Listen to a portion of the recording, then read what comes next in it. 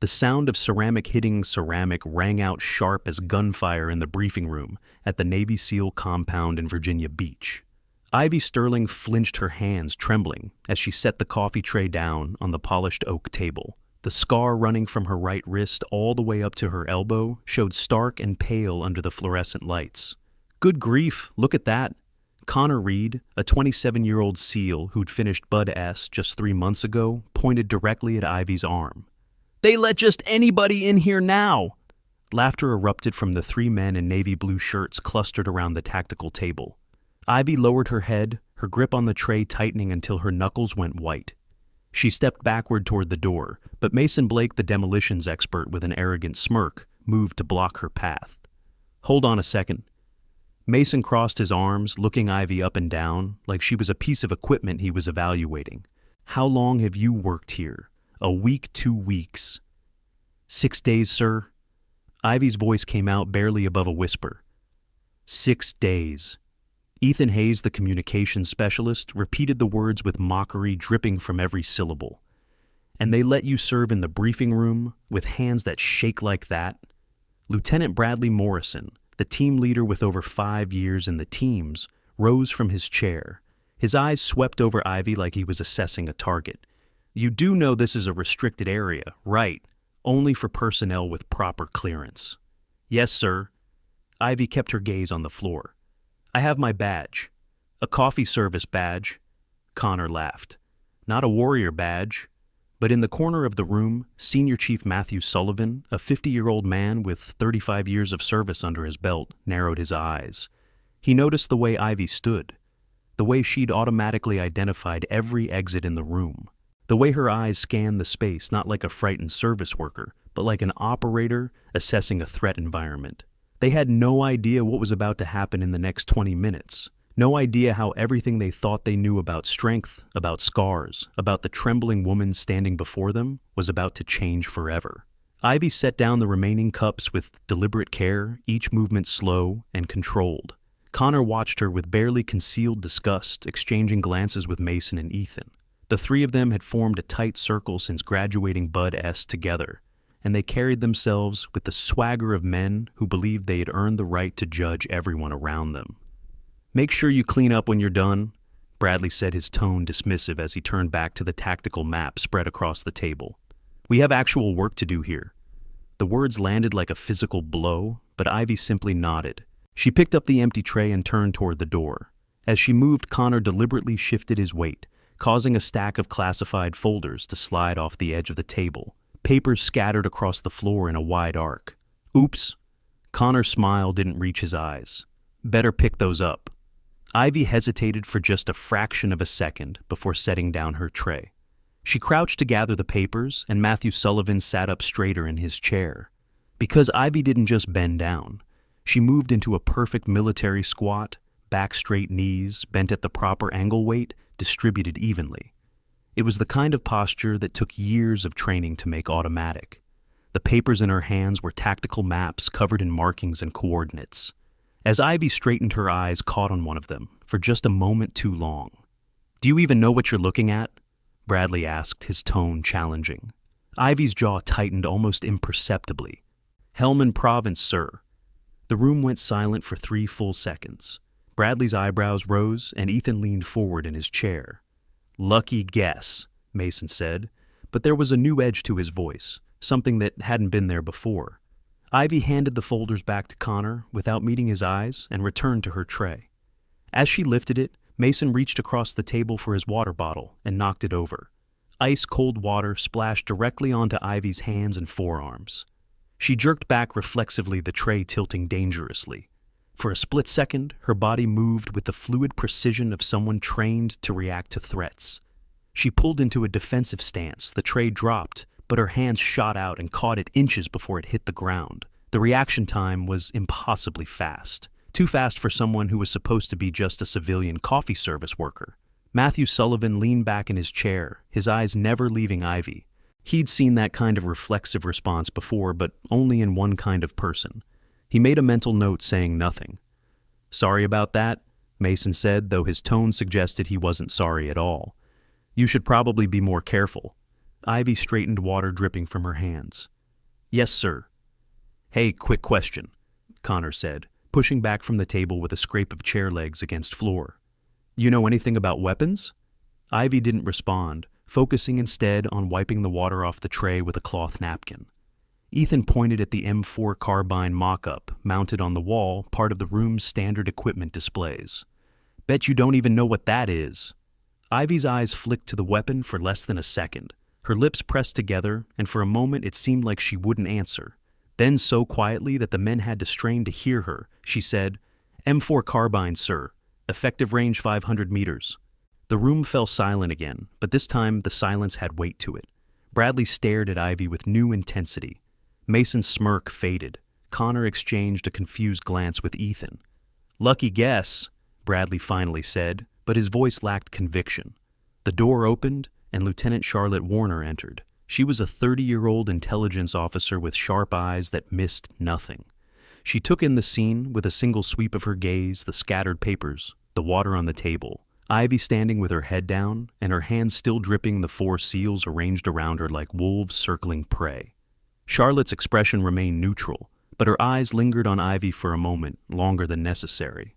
Something about the woman's posture, about the way she held herself, despite the obvious humiliation, struck Charlotte as odd. Gentlemen, Charlotte said crisply, Commander Cross needs those threat assessments by 1400 hours. We're working on it, Bradley replied. He gestured dismissively at Ivy. Just dealing with a small distraction. Charlotte's gaze sharpened, but she said nothing. She moved to her desk in the corner and opened her laptop, seemingly focused on her work. But she was watching. Always watching. Ivy moved toward the door again, but Mason stepped into her path. You don't belong here, he said, his voice low and hard. You understand that, right? This is a place for warriors, not for... He gestured vaguely at her trembling hands, at the scars on her arm. Not for whatever you are. He reached out as if to push her toward the door. Ivy sidestepped. It was a small movement, economical and precise. Too precise. Mason's hand met empty air, and he stumbled, slightly thrown off balance by the miss. The sidestep had been executed with the kind of spatial awareness that came from extensive combat training. Matthew Sullivan's eyes narrowed further. He set down his coffee cup, slowly, deliberately, his full attention now fixed on the interaction unfolding before him. The door opened again, and this time, Captain Samuel Mitchell entered. He was 48 years old, the base commander, and his presence immediately changed the atmosphere in the room. Every SEAL straightened slightly, even if they didn't come to full attention. What's going on here? Captain Mitchell's voice wasn't loud, but it carried absolute authority. Nothing, sir, Bradley said quickly. Just civilian staff. She was just finishing up. Captain Mitchell looked at Ivy, then at the 4 SEALs, then at the water still pooling on the table. His jaw tightened almost imperceptibly. Let her finish her job, he said quietly. Then to Bradley. And you 4 might want to remember that respect isn't just for people who wear the same uniform you do. The words hung in the air like a grenade with the pin pulled. Connor's face flushed red. Bradley's expression went carefully blank. Mason looked down at his boots. Captain Mitchell held the door open, a clear gesture for Ivy to leave. She picked up her tray and walked toward him, head still down, shoulders hunched inward. But as she passed the tactical table, her hand shot out to catch a pen that had started to roll off the edge. She caught it with her left hand while balancing the tray with her right, the ambidextrous coordination so smooth it seemed effortless. Matthew Sullivan sat forward in his chair. That kind of bilateral coordination didn't come naturally. It was trained, drilled, perfected through thousands of hours of practice. Ivy set the pen back on the table and left the room without another word. The door closed behind her with a soft click. Get back to work, Captain Mitchell said to the 4 SEALs, his tone making it clear the discussion was over. He left, but the tension in the room remained thick enough to cut. Before we continue with what happens next, if you're feeling that same anger, I am right now. Watching someone get judged just by their appearance, hit that subscribe button. Because this story is about to take a turn that'll make you question everything you think you know about strength. And trust me, you won't want to miss a single second of what these SEALs are about to discover. This channel brings you real stories about real people who prove that warriors don't always look like what you'd expect. Now, back to Ivy's story. Connor waited until the door had been closed for a full minute before speaking. What was that about? She got lucky with a couple answers. So, what? I don't know, Ethan said, slowly pulling out his phone. But that thing about Helmand Province, that's not common knowledge, and the M4's effective range. Most civilians would have said 300 meters because that's what you see in movies. She probably had a boyfriend in the service or something, Mason said, but even he didn't sound convinced. Picked up some terminology. Bradley said nothing. He was staring at the door where Ivy had exited, his expression thoughtful. Something about the woman bothered him, and not in the way he'd expected. It wasn't her weakness that bothered him. It was something else, something he couldn't quite put his finger on. Charlotte Warner, still at her desk, typed quietly on her laptop. She'd accessed the personnel database and pulled up Ivy Sterling's file. It was thin, suspiciously thin. Civilian employee hired 6 days ago through a standard contractor agency. Previous employment, various administrative and service positions. No military background listed. No family members in the service. Nothing that would explain the casual accuracy with which she'd identified military equipment and locations. Charlotte made a note in her personal files and continued digging. The next morning came with the sharp clarity of a winter dawn. Ivy arrived at the compound at 0600 hours. Her movements quiet as she unlocked the break room and began her daily routine. She set up the coffee station, wiped down the counters, arranged the cups in precise rows. Every movement was methodical, careful, designed to avoid drawing attention. The break room door swung open, and Petty Officer Ryan Foster walked in. He was 25, newer to the teams, but with a reputation for being observant and fair-minded. He nodded at Ivy politely. "Morning." "Good morning, sir," Ivy replied, keeping her eyes on the coffee machine. Ryan set his gear bag on the table and began cleaning his M9 pistol, a routine maintenance task. He disassembled it, with practiced ease laying out the parts on a cloth. As he reached for the cleaning solvent, his elbow caught the slide assembly. It skittered off the table, followed by the barrel and recoil spring parts scattering across the floor. "Ah, great," Ryan muttered, crouching down to gather the pieces. Ivy bent down to help without thinking. Her hands moved automatically, picking up the slide, the barrel, the spring guide rod. Ryan watched as she set them on the table, and then almost unconsciously she began reassembling the weapon. Her fingers moved with the kind of muscle memory that came from performing the same task hundreds, maybe thousands of times. Click. The slide locked into place. Click. The barrel dropped into position. The recoil spring compressed and seated. Her hands moved faster than Ryan could track each movement, economical and precise. 12 seconds after she'd started, the M9 was fully assembled. Ryan stared. "Where did you learn to do that?" Ivy's hands froze. Her face went pale as she realized what she'd just done. My father taught me," she stammered, setting the pistol down quickly and backing away from the table. "Your father?" Ryan's eyes narrowed. "What branch was he?" "He's passed, sir." Ivy's voice was barely audible. "I need to finish the coffee." She turned and hurried back to the counter, her movements jerky, now the smooth control gone. Ryan picked up his pistol, turning it over in his hands. The assembly was perfect. Every part seated exactly where it should be. This wasn't the work of someone whose dad had shown them how to clean a gun a few times. This was professional-level competence. The door banged open. Connor walked in, showered and dressed in PT gear, his hair still damp. He stopped when he saw Ryan holding his pistol, looking between it and Ivy, with an expression that Connor couldn't quite read. "What's going on?" Connor asked. Ryan hesitated. "Nothing, just nothing." But Connor had excellent instincts for when people were hiding something. He looked at Ivy, who was now focused intently on arranging coffee cups, her hands moving too fast, too nervously. Then he looked back at Ryan. "What did she do?" Connor demanded. "She reassembled my M9, Ryan said quietly.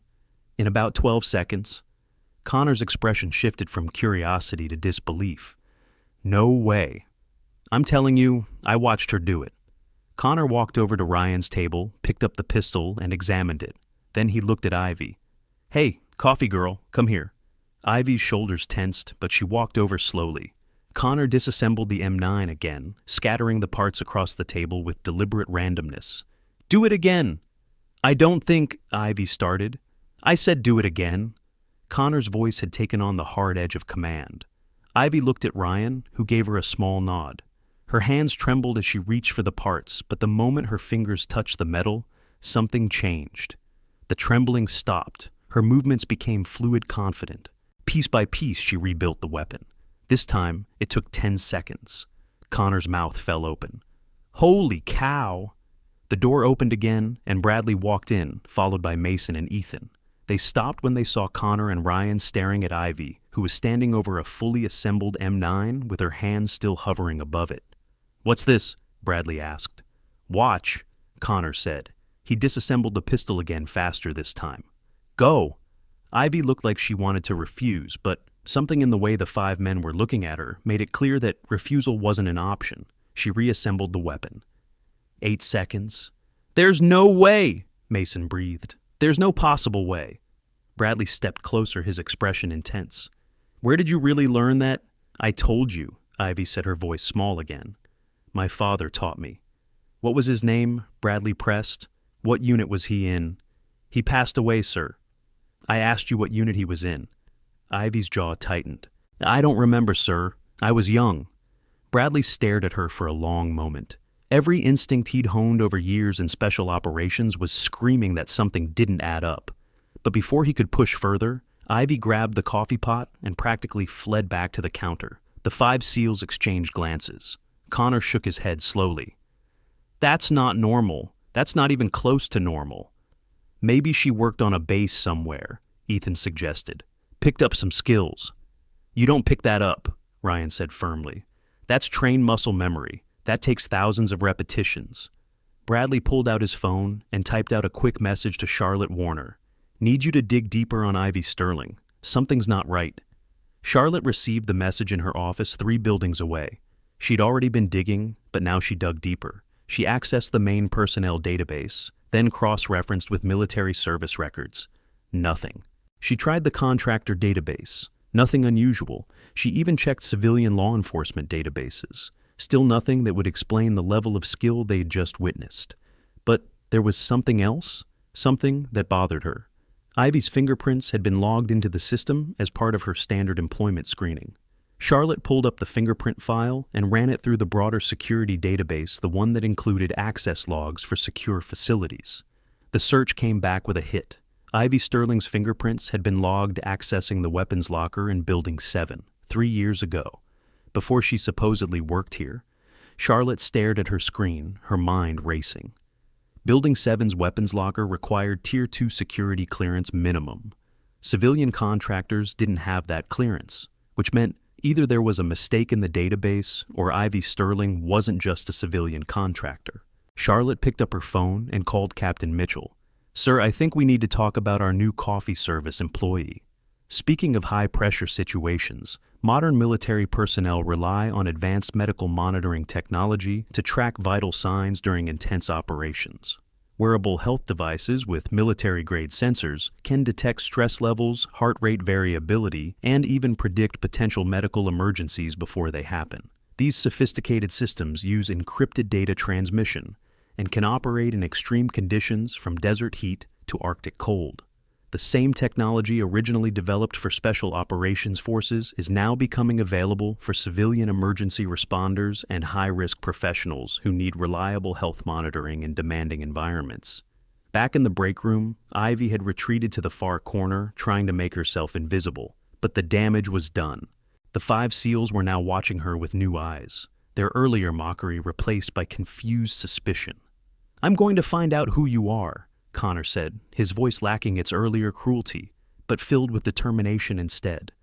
"I don't know what your deal is, but we're going to figure it out." Ivy said nothing. She finished setting up the coffee station and left the break room as quickly as possible, but she could feel their eyes on her back the entire way. Later that afternoon, Bradley called Ivy into the briefing room. She entered with her head down, hands clasped in front of her, like she was expecting to be disciplined. Charlotte Warner was there, along with Captain Mitchell. The presence of higher authority made Ivy's shoulders draw up even tighter. "Sit down," Bradley said, gesturing to a chair. Ivy sat perching on the edge of the seat like she might need to run at any moment. "Where did you learn to assemble a weapon like that?" Bradley asked directly. "My father, sir." Ivy's voice was steady, but her hands gripped the edges of her chair. "What was his name?" "James Sterling, sir." What unit? He didn't talk about his service much, sir. Bradley leaned forward. Miss Sterling, I've been in special operations for 7 years. I know what trained competence looks like. What you did this morning, that wasn't something a father teaches his daughter for fun. That was professional level skill. Ivy said nothing. Charlotte spoke up. We ran your background check. It's clean. Too clean, actually. There's nothing in your history that explains your capabilities. I don't understand what you mean, ma'am, Ivy said quietly. Captain Mitchell, who'd been silent until now, cleared his throat. Miss Sterling, we're not trying to get you in trouble, but this is a secure facility. We need to understand who we're allowing into restricted areas. If there's something in your background you haven't disclosed, now would be the time to tell us. Ivy met his eyes for the first time, and Captain Mitchell saw something there that surprised him. Not fear, not guilt, but a deep bone-tired resignation, like she'd known this moment was coming and had been dreading it. There's nothing to tell, sir, she said. I'm just trying to do my job. The three of them pressed her for another 20 minutes, but Ivy gave them nothing. Same story, same quiet responses, same downcast eyes. Eventually, Captain Mitchell dismissed her, but as she left, he exchanged a significant look with Charlotte. Find out who she really is, he said quietly. Use whatever resources you need. Charlotte nodded. She had a feeling she was going to need them. Over the next 2 days, the story of Ivy's weapon assembly spread through the compound like wildfire. Everywhere she went, she felt eyes on her. SEALs and support staff alike watched her move through the halls, trying to reconcile the timid, scared woman with the impossibly skilled hands. Mason, Ethan, and Connor took to following her at a distance, watching everything she did. They noticed things, small things. The way she automatically checked corners before turning down a hallway. The way she never sat with her back to a door. The way her eyes constantly scanned her environment, tracking movement and threats with unconscious precision. She moves like us, Mason said to Connor one evening as they watched Ivy leave the building. Did you see how she cleared that doorway, sliced the pie perfectly? Connor had seen it. He'd also seen the way Ivy maintained situational awareness, even when she thought no one was watching. It was subtle, but it was there, the constant vigilance that marked someone who'd operated in hostile environments. On the third day, Ivy was cleaning the equipment room when Connor found her alone. He'd been waiting for this opportunity, and he took it. He walked up behind her quietly and grabbed her arm, not hard enough to hurt, but firm enough to startle. "We need to talk," he said. "Who are you really?" The response was instantaneous and terrifying. Ivy's free hand shot toward Connor's elbow, her body already pivoting into what he immediately recognized as a disarm position. Her stance dropped her weight, shifted, her eyes went hard and focused. For one fraction of a second, Connor was staring at someone completely different, not a scared civilian, an operator. Then Ivy caught herself. The hardness vanished from her eyes. She jerked away from Connor and backed up against the wall, breathing hard, hands trembling again. "I'm sorry," she gasped. "I'm sorry, I didn't mean to." Connor stared at his arm, where her hand had almost completed the disarm sequence. His heart was pounding. He'd trained with some of the best martial artists in the world, and he'd recognized that move. It was a Krav Maga modified with what looked like elements of Brazilian Jiu-Jitsu, advanced technique, the kind that took years to make reflexive. "Who are you?" Connor whispered. Ivy shook her head, tears starting to form in her eyes. Please just leave me alone." She pushed past him and ran from the room. Connor stood there for a long moment, his mind reeling. Then he pulled out his phone and called Bradley. "We need to meet, now, all of us, because this is bigger than we thought." An hour later, the 4 SEALs sat in Bradley's quarters. Connor recounted what had happened in the equipment room, demonstrating the disarm sequence Ivy had almost completed. "That's not basic self-defense," Bradley said grimly. "That's high-level combatives, the kind we learn in advanced training." "So who is she?" Mason demanded. "Former Army Marines." "Charlotte's still digging," Bradley said. "But she found something interesting. Ivy's fingerprints show up in an access log for the weapons locker in Building 7 from 3 years ago." Ethan sat up straighter. "Building 7 requires Tier 2 clearance minimum. Contractors don't have that." "Exactly?" Bradley's expression was grim. "Which means either there's a mistake in the system or Ivy Sterling had security clearance we don't know about." "We need to push harder," Connor said. "Confront her directly. Make her tell us the truth." Or we could wait and watch, Bradley countered. See what else she reveals. If she's hiding something, she'll slip up again. They decided to wait, but they didn't have to wait long. If you're starting to see the clues I'm dropping here, you already know something big is coming. Smash that like button if you're as curious as I am about what's really going on with Ivy. The next few minutes are gonna blow your mind. Stay with me.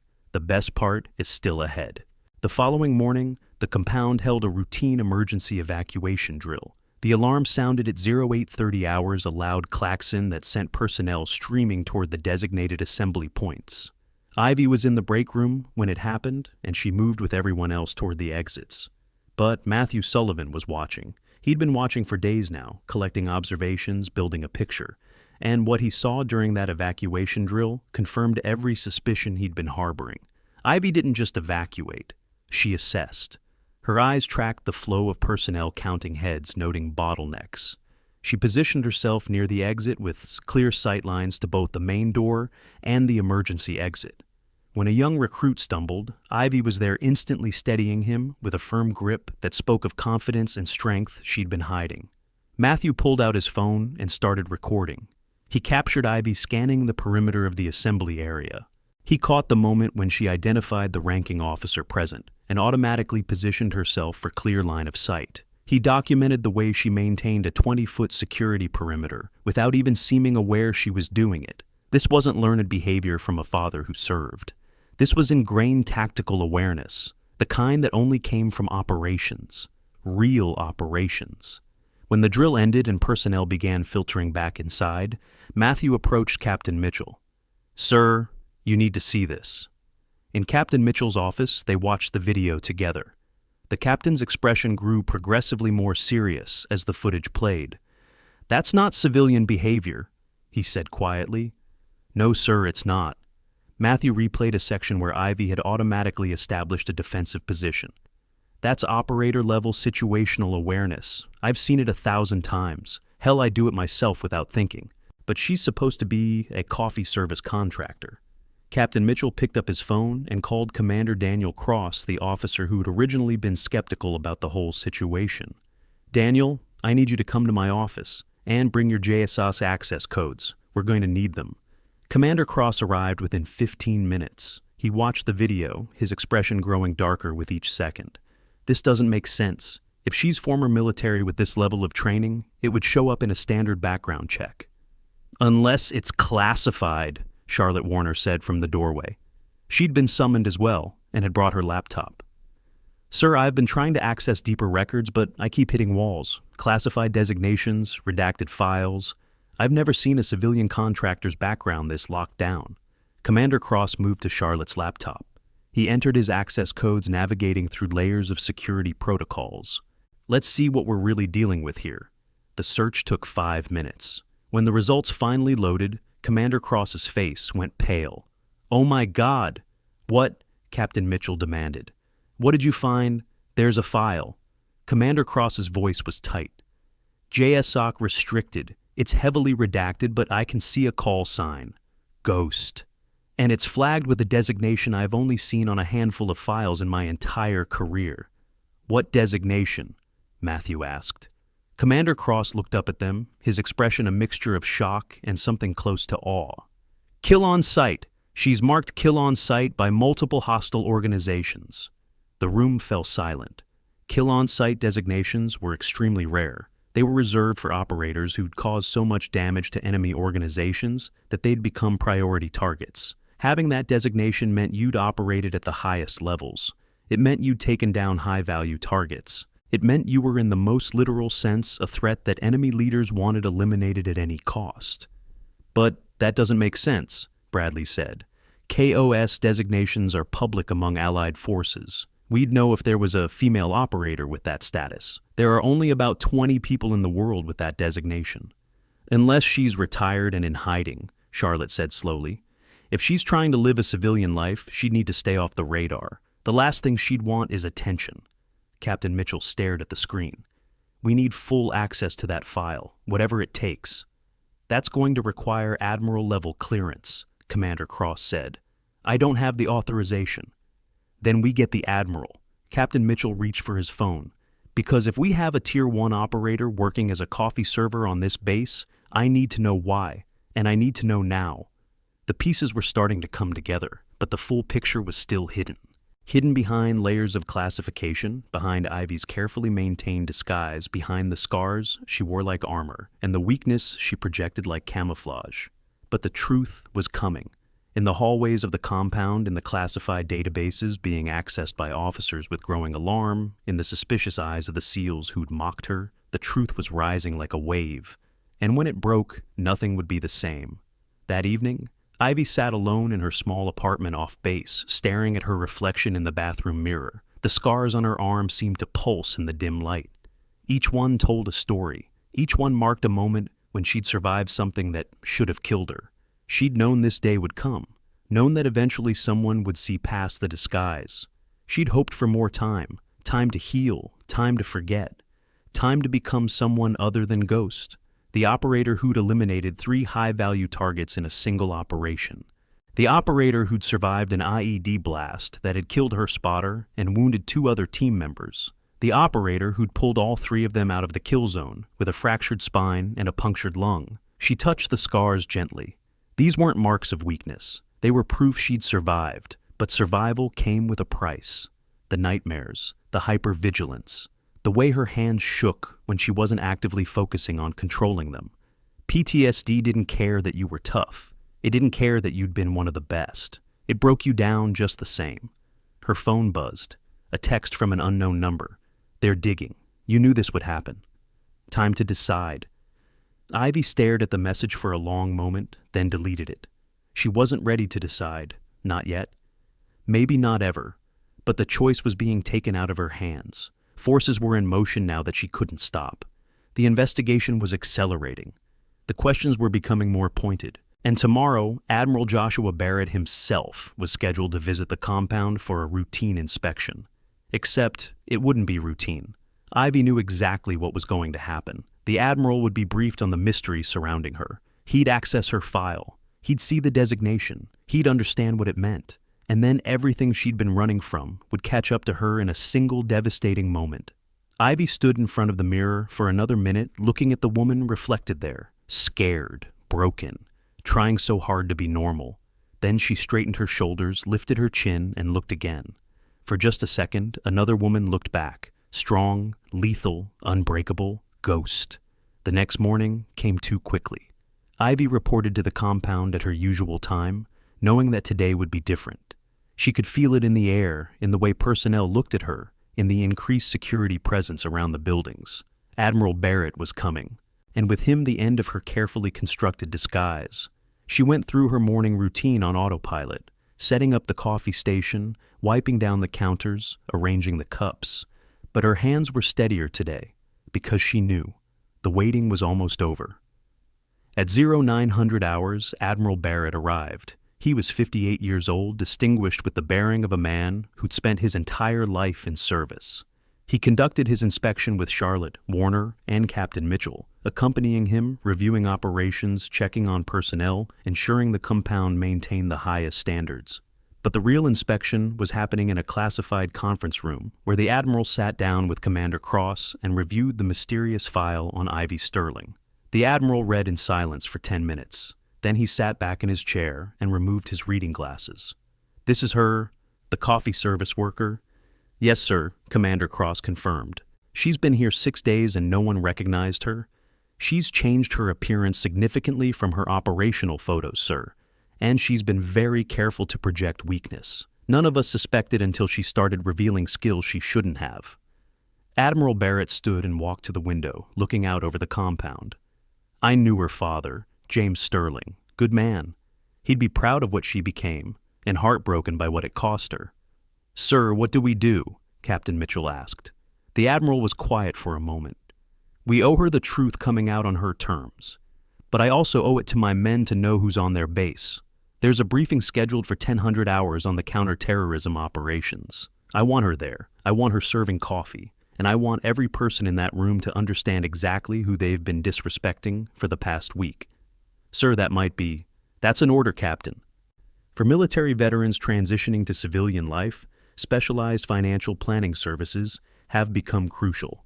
These programs understand the unique challenges faced by former service members, from navigating VA benefits to managing disability compensation and retirement planning.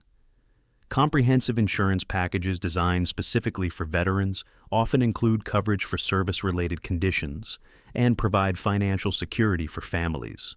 Professional advisors with military backgrounds can help create long-term wealth strategies that honor years of sacrifice while building stable financial futures. At 10:00 hours, the briefing room filled with personnel. Connor Bradley Mason and Ethan were there along with Matthew Sullivan, Ryan Foster, Charlotte Warner, and a dozen other SEALs and support staff. At the front of the room, Admiral Barrett stood beside a projection screen displaying classified intelligence on current terrorism threats. Before we begin, the Admiral said, his voice carrying through the room, I want to address something that's been brought to my attention. We have an employee on this base who's been the subject of some unprofessional behavior. Connor's face flushed red.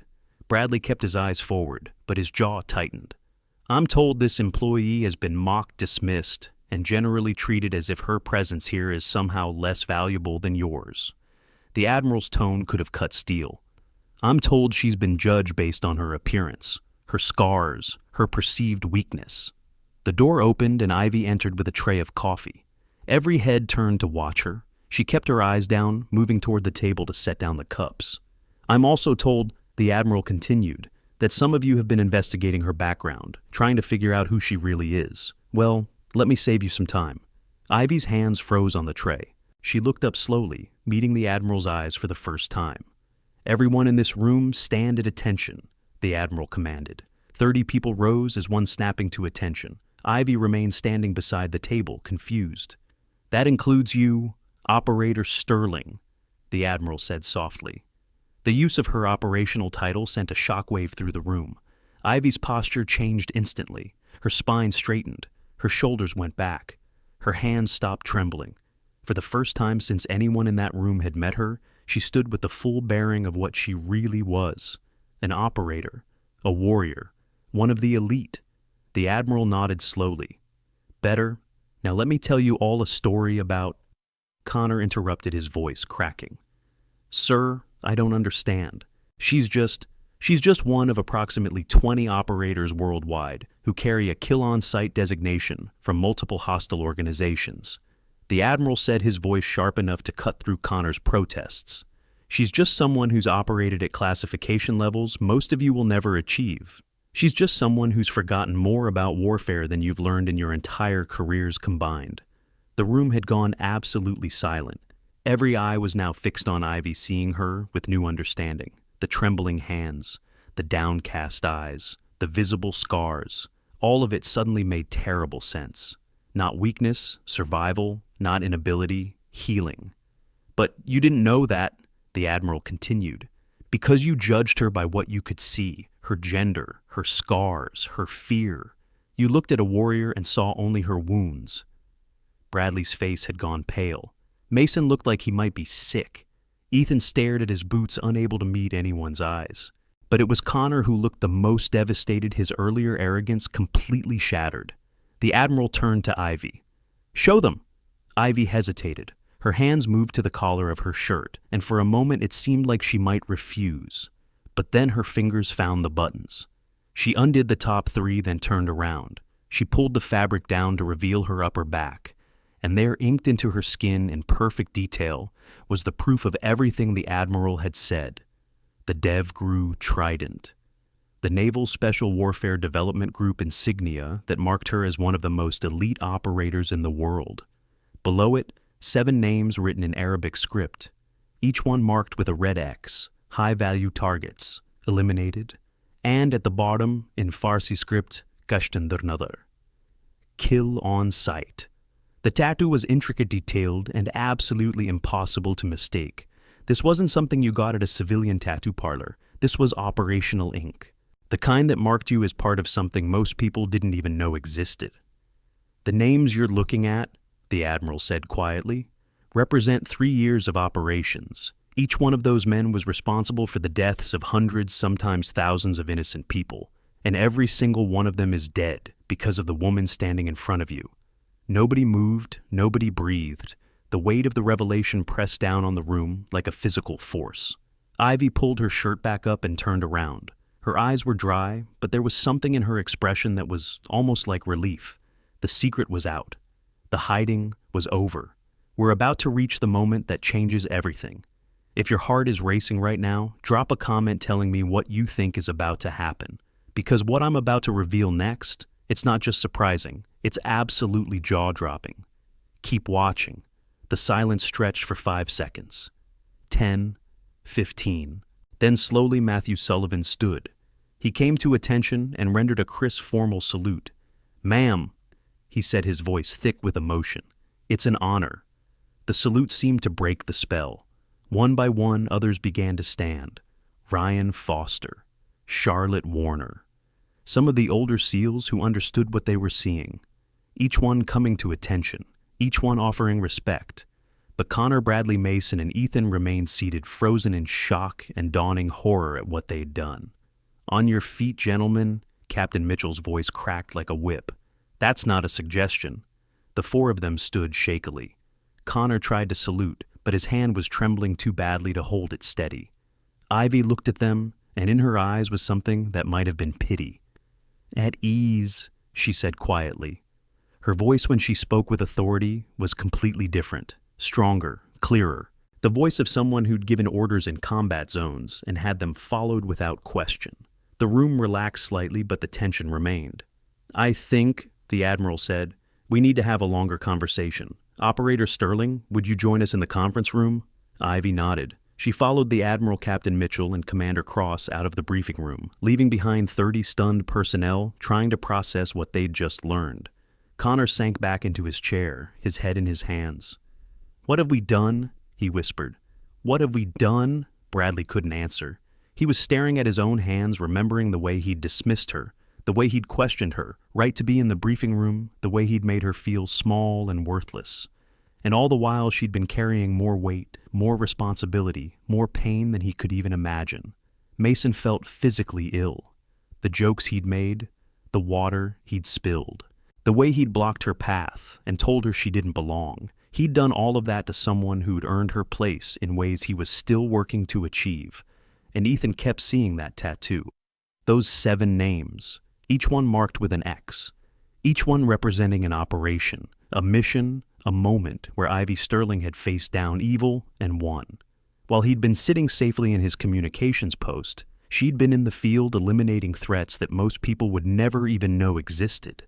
In the conference room, Ivy sat across from the Admiral and 2 captains. For the first time in 6 days, she wasn't hunched over or trying to make herself small. She sat with proper military bearing, her hands steady on the table in front of her. "Why didn't you tell us?" Captain Mitchell asked, though his tone was gentle.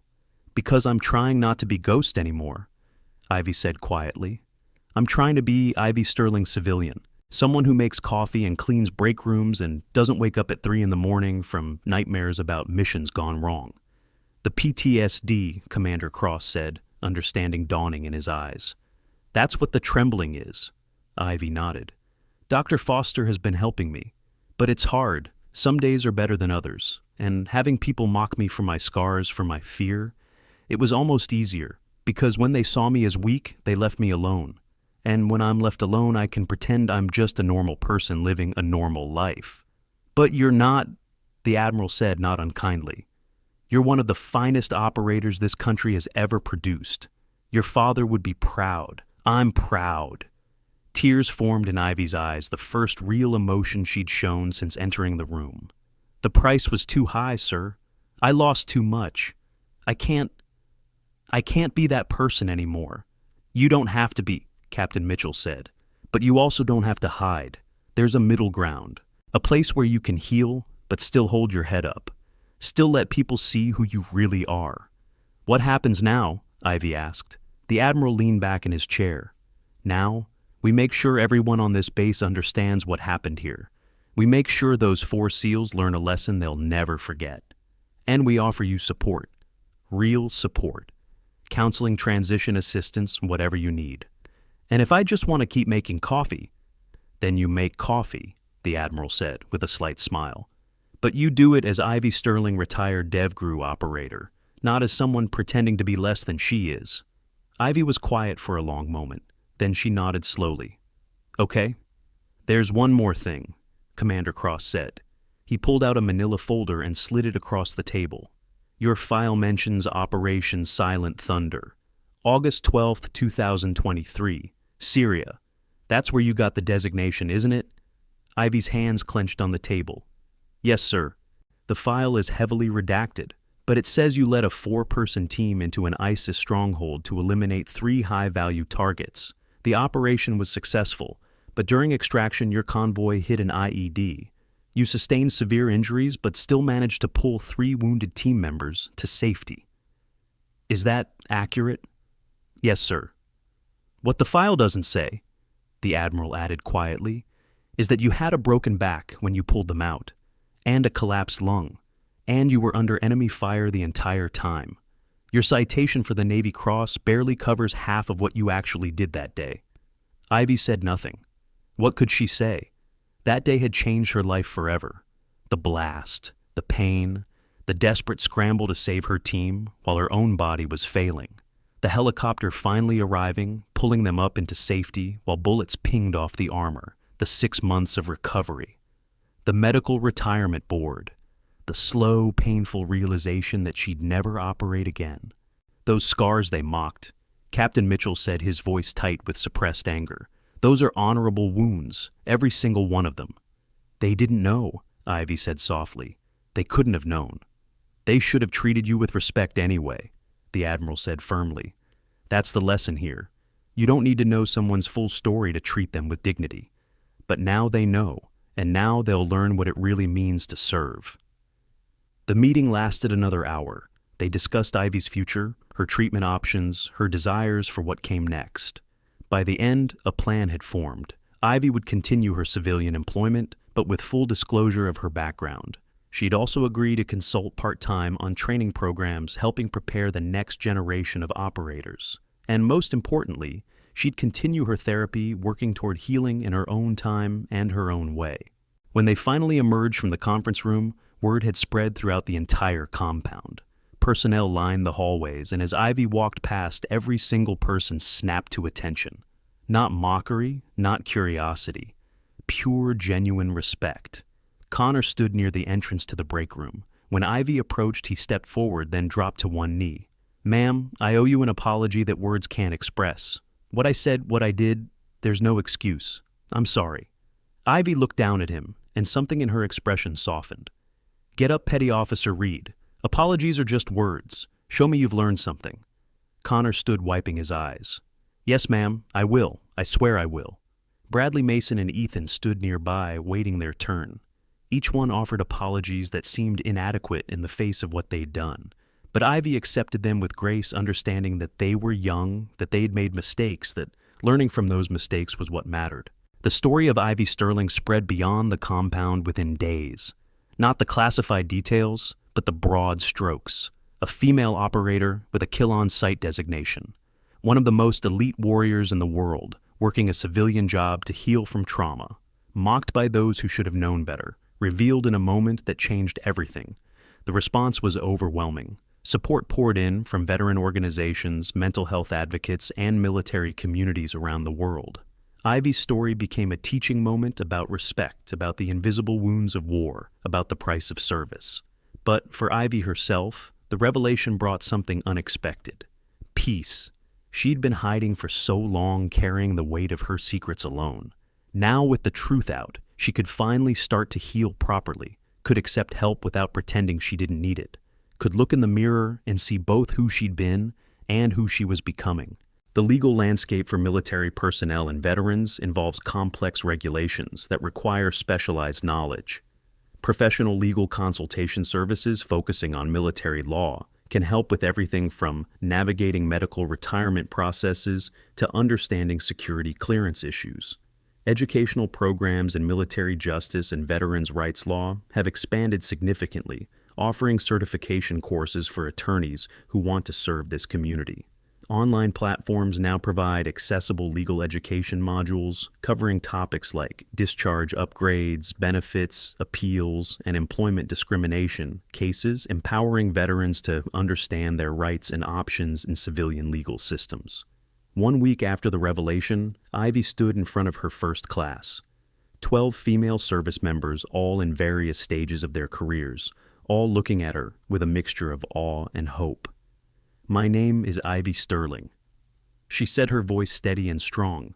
"Call sign Ghost. I'm here to teach you about tactical operations, but more importantly, I'm here to teach you that your gender doesn't define your capability, your fears don't define your strength, and your wounds, visible or invisible, don't define your worth." She paused, letting the words sink in. "I have PTSD, my hands shake when I'm stressed. I have nightmares about missions that went wrong and teammates I couldn't save. I spent 6 months learning to walk again after my back was broken. I'm sharing this not for sympathy, but so you understand that even the strongest warriors carry scars. What matters is what you do with them." Among the 12 women sat Lily Carson, the young recruit who'd spoken up in Ivy's defense. Her eyes shone with unshed tears as she listened to her hero speak. "The world will judge you," Ivy continued. "Some people will say, you're not strong enough, not tough enough, not good enough. Don't let their words define you. Define yourself through your actions, through your commitment, through the way you show up every single day and do the work even when it's hard, especially when it's hard." She smiled slightly. "Now, let's talk about tactical movement in urban environments. And trust me, I learned these lessons the hard way." The class laughed and the tension broke. For the next 3 hours, Ivy taught them everything she'd learned through years of operations. She was patient, thorough, and occasionally funny. The trembling in her hands was barely noticeable now, and when it did appear, she simply acknowledged it and moved on. This was healing. This was purpose. This was a new way to serve. After the class ended, Lily approached hesitantly. "Ma'am, thank you for everything. You're the reason I didn't quit." Ivy looked at the young woman, seeing in her face an echo of her own younger self, full of determination and fear in equal measure. "Don't thank me yet. Thank me when you've graduated, when you've completed your first operation, when you've proven to yourself that you can do this. That's when my teaching matters." "I will, ma'am. I promise." As Lily left, Matthew Sullivan appeared in the doorway. He'd been watching the class from outside, a proud smile on his weathered face. "You're a natural teacher," he said. "I'm learning," Ivy replied. "It's different from operating, but it's good. It feels right. The Admiral wants to see you tomorrow. Something about a permanent position, not just consulting. A real job if you want it." Ivy considered this. A real position meant commitment. It meant putting down roots, building something stable. It meant accepting that this was her life now, not the temporary pause she'd been telling herself it was. "I'll think about it," she said finally. That evening, Ivy returned to her apartment and stood once again in front of her bathroom mirror. But this time, when she looked at her reflection, she didn't see two different people. She saw one person. Ivy Sterling, ghost, operator, coffee server, teacher, survivor, warrior, healer. All of it was her. All of it was true. Her phone buzzed with a text. This time it was from a known number. Dr. Grace Palmer, her therapist. "Proud of you. Tomorrow, 2 p.m. Ivy smiled and replied, "I'll be there." The scars on her arm caught the light as she set down her phone. She traced them gently with her fingers, feeling the raised tissue, the permanent reminder of that day in Syria, the day everything changed. But these weren't marks of weakness. They were proof of survival, proof of strength, proof that even when the world tried to break her, she'd refuse to stay broken. Connor Bradley Mason and Ethan would carry their own scars now. Not physical ones, but the kind that came from recognizing your own failures and choosing to be better. Captain Mitchell had assigned them 90 days of additional training, focused on leadership, respect, and understanding. They had also been required to write formal letters of apology, not just to Ivy, but to every person on the compound, to acknowledge publicly what they'd done and what they'd learned. It was a hard lesson, but necessary, because the world needed warriors who understood that strength came in many forms, that respect wasn't conditional on rank or appearance, that everyone you met is fighting a battle you know nothing about. Outside Ivy's window, the sun was setting over Virginia Beach. The compound would be quiet now, most personnel either at dinner or off duty. Tomorrow would bring new challenges, new lessons, new opportunities to heal and grow. But tonight, Ivy Sterling was content. For the first time in 3 years, she felt like maybe, just maybe she was going to be okay. The nightmares would still come. The PTSD wouldn't vanish overnight. The trembling hands would return in moments of stress. But she was learning to accept these things as part of her story, not the whole story. She was learning to be both Ghost and Ivy, operator and civilian, strong and vulnerable, all at once. And that she thought as she prepared for bed was the real victory, not the missions she'd completed or the targets she'd eliminated, but the simple act of surviving her survival, of finding a way to live with what she'd done and what had been done to her, of learning that warriors don't just fight enemies, sometimes they fight themselves, and sometimes winning that fight means asking for help, means letting people see your scars, means accepting that healing is just as brave as operating. As Ivy drifted off to sleep, her last thought was of tomorrow, of the class she'd teach, of the meeting with the Admiral, of the possibility of a future she hadn't dared imagine 6 days ago. The truth was out. The hiding was over. And surprisingly, terrifyingly, wonderfully, that was exactly what she needed. Tomorrow would bring new challenges. But tonight, Ivy Sterling Call, Sign Ghost former DevGru operator, survivor teacher, and warrior, finally had peace.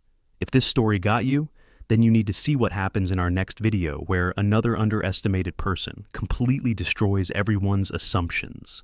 Click that notification bell so you never miss these incredible true stories. And, hey, share this with someone who needs to remember that you can't judge a book by its cover. The morning after her first successful teaching session, Ivy arrived at the compound to find Captain Mitchell waiting for her outside the main building. His expression was serious but not unkind. "Walk with me," he said. They moved through the compound grounds past the training facilities and equipment storage buildings.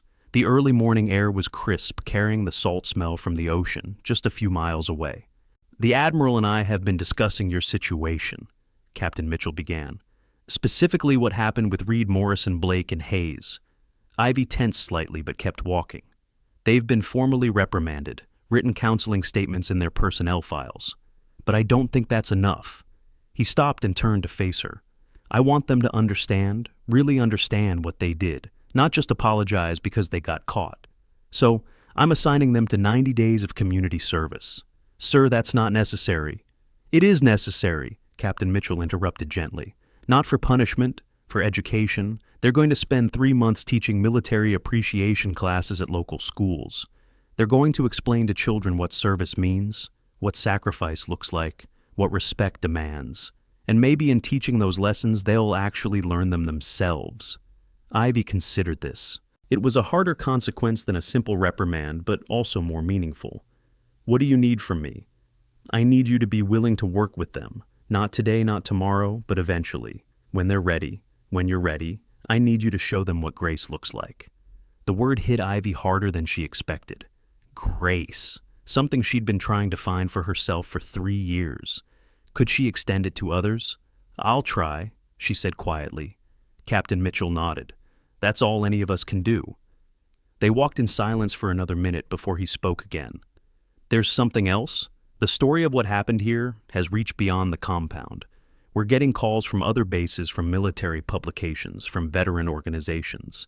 Everyone wants to know about the female operator who got a kill-on-sight designation, about the SEALs who learned a hard lesson about respect." Ivy felt her chest tighten. "I don't want to be famous. I don't want attention." "I know, but your story matters, Ivy. Not the classified details, but the bigger picture. Warriors with PTSD trying to heal, the invisible wounds we all carry, the importance of respect regardless of rank or appearance. These are lessons the entire military needs to learn." "What are you asking?" "I'm asking if you'd be willing to speak, not often, not everywhere, but occasionally, to groups that need to hear your message, to remind people that strength comes in many forms." Ivy stopped walking. The idea terrified her. Standing in front of crowds telling her story, revealing her vulnerabilities to strangers. But then she thought about Lily Carson's face during yesterday's class, about the other women who needed to know they weren't alone. about the young SEALs who needed to understand what service really cost. "If I do this, I do it my way, on my terms, when I'm ready." "Absolutely," Captain Mitchell extended his hand. "Thank you." As they shook, Ivy felt something shift inside her. She was making choices now, active choices about her future, rather than just surviving day to day. It was terrifying and liberating in equal measure. Over the next 2 weeks, the changes at the compound became more visible. Connor Reed threw himself into his community service with unexpected passion. He developed a presentation about respect and service that he delivered to high school students 3 times a week. Each time he talked about his own failures, his own lessons learned. He never mentioned Ivy by name, but everyone who heard him knew exactly what had inspired his transformation. Bradley Morrison struggled more. He'd been stripped of his team leader position, and the demotion stung. But Master Chief Caleb Hunt took him under his wing, mentoring him through the difficult process of rebuilding his reputation and, more importantly, his character. "Leadership isn't about being the toughest or the loudest," Caleb told him one afternoon as they ran morning PT together. "It's about seeing people, really seeing them, understanding that everyone has a story, everyone has value, everyone deserves respect." Bradley absorbed these lessons like a man dying of thirst. He attended Ivy's classes when he could, sitting in the back, taking notes not on tactics, but on how she treated her students, with patience, with understanding, with the kind of respect he'd failed to show her. Mason Blake channeled his remorse into action. He started a foundation for injured operators, transitioning to civilian life, partnering with Aaron Stone to create what they called the Ghost Protocol. The name was Ivy's call sign, but the mission was broader, ensuring that no operator who'd given everything in service would be left to struggle alone in civilian life. When Mason asked Ivy if he could use her call sign for the foundation, she'd hesitated. Then she'd seen the detailed plans, the resources he was assembling, the genuine desire to help others avoid the isolation she'd experienced. "Use it," she'd said, "but make sure it actually helps people." "I will, I swear." Ethan Hayes took a different approach. He used his communications expertise to create a documentary-style training module about recognizing and respecting hidden service. It featured interviews with retired operators, psychologists, and eventually, with Ivy's permission, footage from the moment of her revelation. The module became mandatory viewing for all new personnel arriving at the compound. The 4 men never became close friends with Ivy. The breach of trust had been too severe for that. But they developed something perhaps more important: mutual respect, born from hard lessons and genuine change. 3 weeks after the revelation, Admiral Barrett returned to the compound for a special ceremony. Word had spread quickly, and the assembly area was packed with over 200 personnel. Ivy stood at the front, uncomfortable with the attention, but understanding its necessity. "We're here today," the Admiral began, his voice carrying across the silent crowd, "to address a failure. Not an operational failure, a human one. We failed Operator Sterling when we allowed a culture where judgment came before understanding, where appearance mattered more than character, where scars were seen as weakness rather than proof of survival." He paused, letting the words sink in. "But failures can become lessons, and lessons can create change. Today I'm announcing new protocols for this compound, and eventually for all SEAL training facilities. First, mandatory training on recognizing and supporting personnel with PTSD and other service-related conditions. Second, expanded mental health resources for all operators, active and retired. Third, a zero-tolerance policy for harassment or discrimination based on appearance, gender, or perceived weakness. The crowd murmured approval, but policy isn't enough. Culture change requires commitment from every single person here. It requires you to look at your teammate, your subordinate, your commanding officer, and remember that you don't know their full story. You don't know what they've survived. You don't know what they carry. Admiral Barrett turned to Ivy.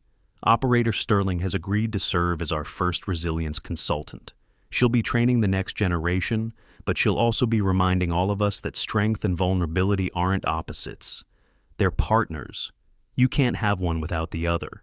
He reached into his pocket and pulled out a challenge coin, but this wasn't a standard coin. It was custom-made, larger than usual, with the DevGru insignia on one side and words engraved on the other, "Silent no more." "This coin represents a promise," the Admiral said, placing it in Ivy's hand. "A promise that we see you, we hear you, we honor you. Not just for what you did in service, but for who you are now. for your courage in healing, for your willingness to teach, for your grace in forgiving those who wronged you. Ivy looked down at the coin, feeling its weight. Then she looked up at the crowd, and for the first time since her revelation, spoke to all of them at once. "I don't need to be honored," she said, her voice steady but not loud. "I need to be understood. Every operator in this compound is fighting battles you can't see. Some are fighting memories. Some are fighting injuries. Some are fighting the gap between who they were and who they're becoming. Don't judge them. Don't dismiss them. See them." She held up the coin. "This says silent no more. But it's not just about me speaking up. It's about all of us refusing to be silent when we see injustice. When we see someone struggling, when we see a teammate in pain, silence enables harm. Speaking up creates change." The crowd erupted in applause. Ivy felt her face flush, but she held her ground. This was part of healing too. Being seen, being heard, accepting that her story mattered. After the ceremony, Connor approached her hesitantly. "Ma'am, I know I've apologized before, but I wanted you to know that I've been accepted into a counseling program for service members transitioning to civilian life. I'm going to help people like you, people I didn't understand before." Ivy studied him. His arrogance was gone, replaced by something that looked like genuine humility. "That's good, Connor. Really good. But do it because you want to help people, not because you want to feel better about what you did to me." "I will. I am." He paused. "Can I ask you something? How do you forgive yourself for the things you can't change?" The question surprised her. She'd expected many things from Connor Reed, but not vulnerability. Not real honest introspection. "You don't," she said quietly. "You can't change the past. You can only choose what you do next. Choose to be better. Choose to help others. Choose to learn from your mistakes instead of repeating them. That's not forgiveness. That's growth. And sometimes growth is more important." Connor nodded, slowly absorbing this. "Thank you, ma'am." As he walked away, Matthew Sullivan appeared at Ivy's side. "You handled that well." "I'm learning." "We all are." Matthew looked out over the compound. "You know, I've been in the teams for 35 years. I've seen a lot of operators come and go. Some wash out, some retire with honor, some carry their service well, and some carry it like a weight that crushes them. But I've never seen anyone transform a command the way you have. Not through your operations, though. Those were impressive. Through your presence, your honesty, your refusal to pretend that service doesn't cost. I'm not trying to transform anything. I'm just trying to survive. That's exactly why you're succeeding." Matthew smiled. "The best lessons come from people who aren't trying to teach. They're just trying to live honestly." 1 month after the revelation, the compound had settled into a new rhythm. Ivy's classes were always full with operators of all ranks attending to learn from her experience. She taught tactical skills, yes, but she also taught something more valuable: how to integrate the warrior mindset with the reality of life after combat. "You can't just turn it off," she told one class. "The hypervigilance, the threat assessment, the constant scanning. These things kept you alive in the field, but in civilian life, they can drive you crazy. So you have to learn to acknowledge them without letting them control you." One student, a SEAL named Ryan Foster, who'd been one of Ivy's early defenders, raised his hand. "How do you do that, ma'am, acknowledge without being controlled?" Ivy considered the question carefully. "You name it. When you feel yourself scanning exits or checking corners, you say to yourself, 'That's my training. It's keeping me aware, but I'm safe right now.' You don't fight it because fighting creates more stress. You acknowledge it, thank it for trying to protect you, and then make a conscious choice to relax. Does that actually work? Sometimes, not always, but it's better than pretending you're fine when you're not. Better than letting the vigilance build until it explodes into panic or anger." These moments of honesty resonated with her students. They weren't looking for someone who had all the answers. They were looking for someone who understood the questions. Lily Carson had become something of an unofficial assistant in Ivy's classes, helping set up equipment and staying after to ask deeper questions. One afternoon, as they were putting away training mats, Lily spoke quietly. "My brother has PTSD from Afghanistan. He won't talk about it, won't get help, just drinks and pretends he's fine." Ivy stopped what she was doing and gave Lily her full attention. "How old is he?" 28, Marines, did 3 tours. "Has he tried therapy?" He says therapy is for people who can't handle it, that real Marines push through. Ivy felt a familiar anger rising, that attitude, that toxic belief that asking for help was weakness had destroyed too many good people. Tell your brother something for me. Tell him that the strongest Marines I know are the ones brave enough to admit they're struggling. Tell him that pushing through doesn't make you strong, it makes you broken. And tell him that someone with a kill-on-sight designation says therapy saved her life. Lily's eyes widened. You really think it'll help? I don't know, but I know that silence kills. And if there's even a chance he'll listen, it's worth trying. 2 weeks later, Lily found Ivy after class with tears streaming down her face. For a moment, Ivy feared the worst. Then, Lily smiled through her tears. He called the VA, my brother. He's starting counseling next month. He said if Ghost can admit she needs help, then maybe he can too. Ivy pulled Lily into a hug, something she rarely did. But this moment deserved it, because this was why her story mattered. Not for fame or recognition, but for moments like this, for lives potentially saved, for families potentially healed. Tell him I'm proud of him, Ivy said, and tell him he's not alone. As spring turned to summer, the ripple effects of Ivy's presence continued to spread. The Ghost Protocol Foundation that Mason had created helped 17 retired operators find employment and housing in its first 3 months. Connor's presentation on respect had been delivered to over 40 schools, reaching thousands of students. Bradley had earned back his team leader position through consistent demonstration of change behavior. Ethan's training module was being adopted by SEAL teams across the country. But perhaps the most significant change was harder to quantify. It was the way personnel at the compound looked at each other now, with more curiosity and less judgment, with more compassion and less assumption, with the understanding that everyone carried something and everyone deserved respect. Captain Mitchell called it the Ghost Effect. You haunted us into being better, he'd told Ivy with a smile, and I mean that in the best possible way. On a warm July afternoon, Ivy sat in Dr. Grace Palmer's office for their weekly therapy session. These meetings had become anchors in her weak safe spaces, where she could process the rapid changes in her life. You seem more settled, Dr. Palmer observed. Less like you're waiting for everything to fall apart. Ivy considered this. I think I'm accepting that this is my life now, not a temporary pause, not a hiding place, my actual life. How does that feel? Terrifying, but also good. For 3 years I felt like I was in limbo, neither ghost nor civilian, just stuck.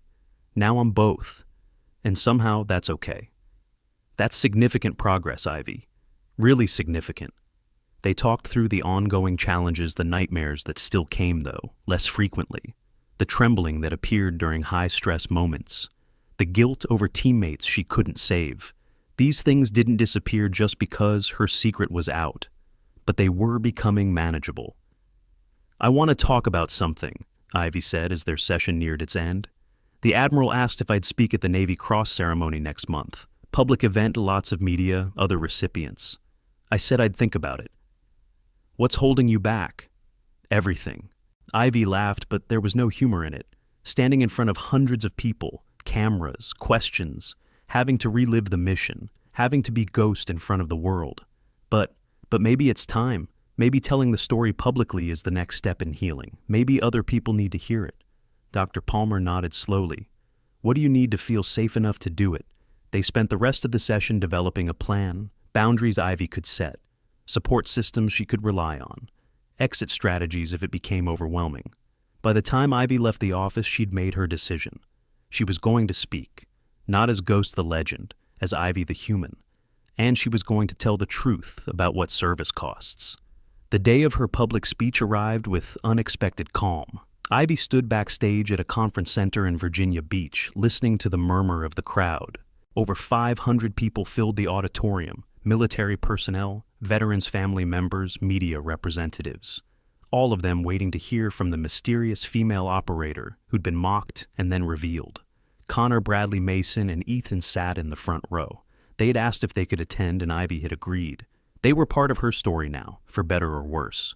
When the moderator called her name, Ivy walked onto the stage with her head high. She wore civilian clothes, a simple blue blouse, and dark pants, but she carried herself with military bearing. The trembling in her hands was barely noticeable. My name is Ivy Sterling. She began, her voice clear and steady through the microphone. Call sign Ghost. For 8 years I served in Naval Special Warfare Development Group.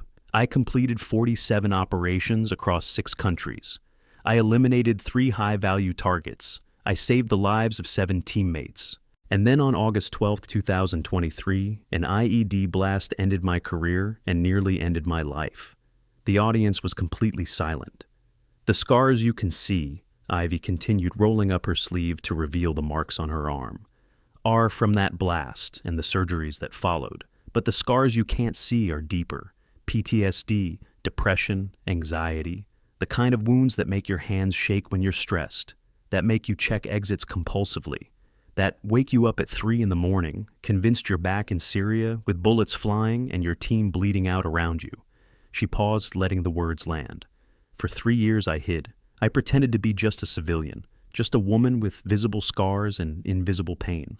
I took a job serving coffee because I thought if I could be invisible enough, maybe I could heal. Maybe I could forget.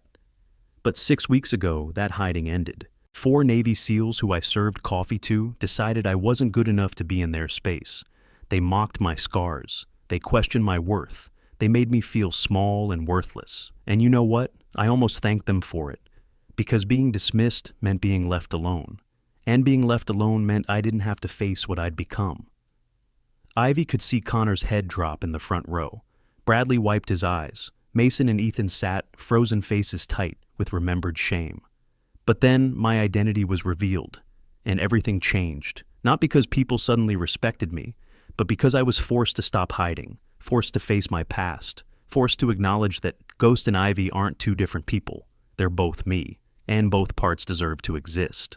She took a breath. So here's what I want you to understand. Service has a cost. Sometimes that cost is visible, sometimes it's not. But everyone who serves pays it in their own way. And the people around them, the people who mock or dismiss or judge without knowing the full story, they add to that cost unnecessarily. The 4 men who mocked me, they learned a hard lesson. But they learned it. They changed, they grew, and now they're helping others avoid the mistakes they made. That's not weakness, that's courage. The courage to admit you were wrong and choose to be better. Ivy's voice strengthened. Real warriors don't advertise their service, but they also don't diminish themselves to make others comfortable. There's a balance, a place where you can acknowledge what you've done without letting it define everything you are, where you can be proud of your service while also grieving what it cost you. I'm still learning where that balance is. Some days I fail. Some days my hands shake so badly I can't hold a coffee cup. Some days the nightmares win, but some days I teach a class and see understanding dawn in a student's eyes. Some days I speak to a veteran who's struggling and help them feel less alone. Some days I look in the mirror and see both Ghost and Ivy, and I'm okay with both of them. She held up the challenge coin Admiral Barrett had given her. This says silent no more. It means I'm done hiding, done pretending I'm fine when I'm not, done accepting that wounds should be invisible, and it means I'm asking you to join me, to speak up when you're struggling, to ask for help when you need it, to refuse to be silent about the real cost of service. The audience rose to their feet, applause thundering through the auditorium. Ivy stood still, letting the sound wash over her. This was terrifying. This was healing. This was both. After the speech, dozens of people wanted to talk to her. Veterans sharing their own struggles. Family members crying in gratitude for words that explained what their loved ones couldn't say. Young service members thanking her for showing them that asking for help wasn't weakness. It was overwhelming. It was exhausting. It was exactly what she needed. As the crowd finally dispersed, Connor approached one last time. "Ma'am, I just want you to know, what you said up there about us learning and growing, that meant everything. You could have destroyed us. You had every right to. But you gave us a chance to be better. Thank you." Ivy looked at him for a long moment. Then she extended her hand. "You earned that chance, Connor, by doing the work, by actually changing. Don't waste it." "I won't, I swear." As he walked away, Ivy felt something she hadn't felt in years. Not quite happiness, not quite peace, but something close, acceptance of her past, of her present, of the uncertain future stretching ahead. The next 2 months passed in a blur of teaching, speaking engagements, and therapy sessions. Ivy found her rhythm learning when to push herself and when to rest. Learning that healing wasn't linear, that some days were harder than others, that progress looked different for everyone. She accepted the Admiral's offer of a permanent position, resilience consultant with a focus on training and mental health advocacy. It was official now. This was her career, her purpose, her life. On a cool October evening, Ivy sat in her apartment reviewing lesson plans for the next day's class. Her phone sat beside her on the table, silent as always. She'd gotten better about checking it less obsessively, about trusting that immediate danger wasn't lurking in every shadow. Then it buzzed. A text from an unknown number. Ivy picked up the phone, expecting spam. Instead, she saw an encrypted message notification, the kind used by active operators for secure communications, the kind she shouldn't be receiving anymore. Her heart rate spiked. She entered her old encryption key expecting it to fail. It didn't. The message loaded, Priority Alpha Classification, a level reserved for immediate threats to national security. The message contained a single video file. Ivy's hand started shaking as she pressed play. Grainy footage appeared on her screen, a compound in what looked like northern Iraq or eastern Syria. Date stamp 3 days ago. The camera zoomed in on a figure emerging from a building. Ivy's blood went cold. She knew that face, knew it better than she knew her own, because it was the face she'd seen through a scope on August 12, 2023, the face she'd confirmed dead after Operation Silent Thunder, the target whose elimination had earned her the Navy Cross and the kill-on-sight designation, Target Alpha, the ISIS commander who'd been responsible for the deaths of over 400 civilians and 30 coalition soldiers, the man who'd sworn to kill every American operator who came for him, the man who was supposed to be dead. But there he was on her screen, alive, moving, very much not dead. The video ended. Ivy sat frozen, her mind racing. If Target Alpha was alive, then the intelligence had been wrong. The confirmation had been wrong. The entire operation had been compromised. Her phone buzzed again. This time, a voice call from the same unknown number. Ivy answered her voice steady, despite the adrenaline flooding her system. "Ghost!" The voice on the other end was digitally distorted, impossible to identify. "Who is this?" "Someone who knows what you're looking at right now. Target Alpha survived the strike. He's been in hiding for 3 years, building resources, planning revenge, and he knows you're alive." Ivy's grip tightened on the phone. "How?" "He has sources everywhere. The revelation of your identity at the compound went wider than you think. Your face is out there now. Your name. Your location." What does he want? What he's always wanted, to kill the woman who killed his operation. You have 48 hours before he moves on the intelligence he's gathered, 48 hours to decide what you're going to do about it. "I'm retired, medical discharge, I don't—" "You're Ghost," the voice interrupted. "You finished the mission before. You can finish it now. The question is, will you—" The line went dead. Ivy sat in her apartment phone, still pressed to her ear, mind reeling. 3 years ago, she'd been carried off that battlefield, convinced she'd finished what she started, convinced she'd eliminated a threat and earned her retirement, convinced that part of her life was over. But some missions never really end. She stood slowly and walked to her bedroom closet. Behind her, civilian clothes pushed far into the back, was a locked case she hadn't opened since the day she'd been medically retired. Inside were the items she'd kept from her operational days, dog tags, photos of her team, a challenge coin from her first successful mission, and something else, a phone, a specialized encrypted device used for contacting active-duty JSOS personnel. Ivy stared at it for a long moment. This was the line. On one side was the life she'd built over the past 6 weeks, teaching, healing, speaking, helping others navigate the path she'd walked. On the other side was Ghost, the operator who finished missions, who eliminated threats, who did what needed to be done. She could ignore the message, assume someone else would handle it, focus on her healing. No one would blame her. She'd given enough. But 48 hours meant people might die. Operators, civilians. Anyone Target Alpha decided to target in his quest for revenge. And she had the skills. She had the knowledge. She had the ability to stop him. Ivy picked up the operational phone with steady hands. She powered it on, waited for it to boot up, and stared at the contact list. Names of people she'd operated with. People who'd know what to do. People who could help. The apartment felt very quiet. Outside, Virginia Beach continued its normal evening routine. People eating dinner, watching television, living their lives in blessed ignorance of the threats that lurked in distant places. Ivy looked at her reflection in the bedroom mirror one last time. She saw both versions of herself now. Ivy the civilian, Ghost, the operator, both real, both necessary, both part of who she was. The phone in her hand felt heavier than it should, not from its physical weight, but from the weight of the choice it represented. Return to operations even temporarily, and risk everything she'd built. Ignore it, and risk lives she might have saved. Some missions never really end, she whispered to her reflection. Then Ivy Sterling Call, signed Ghost retired, Dev Grew operator, teacher advocate survivor, and warrior made her choice.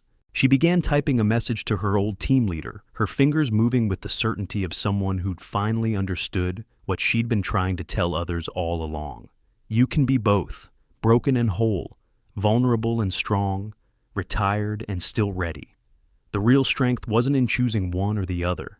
It was in accepting that you were always both. And sometimes, when the situation demanded it, you had to let both parts work together. The message sent.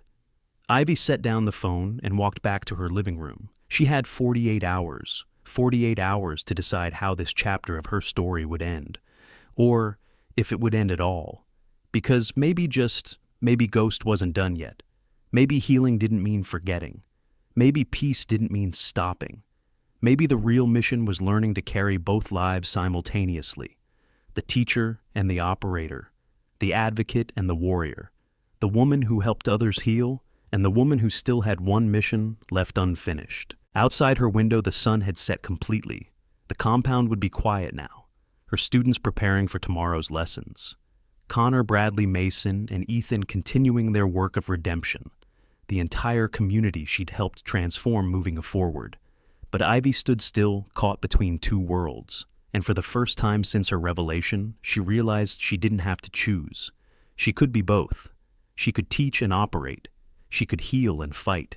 She could be Ghost and Ivy, all at once. The phone buzzed one final time, a response from her old team leader, 2 words. Welcome back. Ivy smiled. It wasn't a happy smile. It wasn't a sad smile. It was the smile of someone who'd finally understood that life doesn't give you clean endings. It gives you continuous beginnings, continuous choices, continuous opportunities to define who you are and who you're becoming. The scars on her arm caught the light from the lamp, battle honors, proof of survival, reminders of the price she'd paid, but also reminders that she'd paid it and kept going, that she'd been broken and rebuilt herself, that she'd been Ghost, then Ivy, and now both. And Target Alpha, wherever he was about to learn what every other enemy had learned before him. You can knock Ghost down, you can wound her, you can force her into hiding, but you can't kill her. Some warriors retire, some fade away, some break under the weight, but some warriors heal. Transform and come back stronger than before. Come back as teachers who understand pain, as advocates who know the cost, as operators who've learned that the real mission isn't eliminating threats, it's surviving them, learning from them, growing beyond them, and when necessary, finishing what you started. 3 years ago, Ivy Sterling thought Operation Silent Thunder had ended on a battlefield in Syria. Tonight, looking at her phone and the choice before her, she finally understood the truth. Some missions never end. They just evolve. They transform. They become something bigger than a single operation or a single moment. They become a lifetime.